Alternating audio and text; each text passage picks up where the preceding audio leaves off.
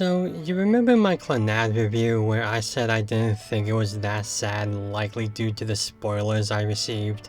Well, for Angel Beats, I went in completely blind and I'm sorry guys, no excuse for this one. I don't think this one's that sad either. Don't get me wrong, it is tragic and approached maturely in his observations of death and fate, approaching levels of death in terms of early passings, the fragility of youth, and the unfairness of the world. Takes on some great ideas. But I can't for the life of me think of it as one of the great tragedies of anime. So, how dare I think this show's not worth crying over and singing its praises? Well, let's ascend into the story. Otonashi's an amnesiac who suddenly wakes up in an unfamiliar high school where he meets Yuri, a gritty gun-wielding girl who leads a group of misfit students against the student council in order to live anything but normal school lives. Leading the student council is Tachibana, an emotionless girl who tells Otonashi that he and everyone else in the school are actually dead, and they now wander in a sort of purgatory-like area. Sounds like school.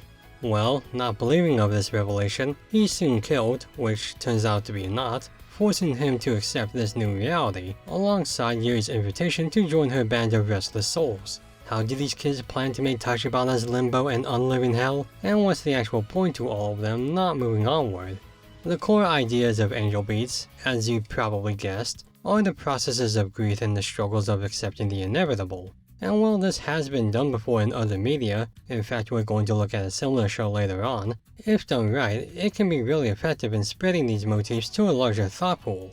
Angel Beats kind of does it right. I can't definitively say it's perfect in relaying its messages, but it tries, and tries in genuine fashion. Like, the characters are charming school kids with ambitions, personalities, and stories, but at the same time, I can't say they honestly made much of an impact on me. I viewed most of them to be wacky kids of the anime variety, overreacting humor and tonally balanced, but dull writing and all.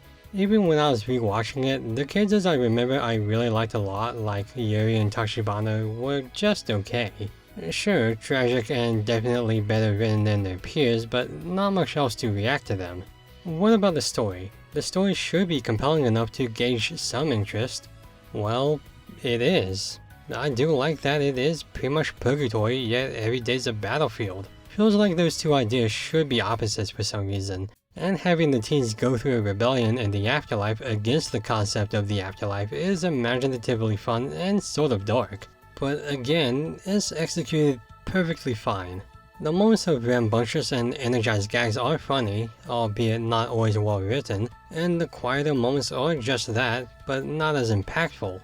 But then you have those larger scenes of revelations, as respective characters learn to accept what's been done, and those are seen through excellent perspectives in terms of the camera and the emotive dialogue, completely offsetting the balance of the tones between the mediocre comedy and the heartbreaking drama.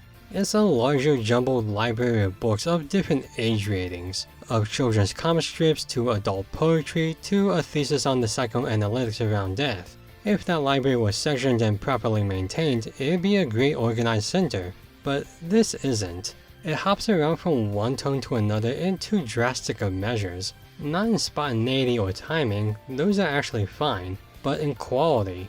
The writing's not good in most of the show. It just so happens that it's superb in the times it matters, which are typically those scenes of confronting mortality. The same can be said of the animation and the characters, but not the music. The music's fire. They just waver too much in quality from my observances. Again, it's a shame because I really do praise those high moments, which are frequent but also jarring to the counterparts. Of course, it's not easy to tackle death so brazenly, and I commend the team behind the show in actually treating the subject matter seriously enough to have fun with it. After all, they are kids who never got to be. It makes sense. So I absolutely recommend it on the authenticity alone. But on the other fronts, it's just weighed down by a lot of cringy dialogue, a middling cast, and unbalanced narrative devices. It nails the death and grief when it can, but that's about it. I do think it's good, but not great. And as heartless as it may sound, it's one that I might be fine with passing on.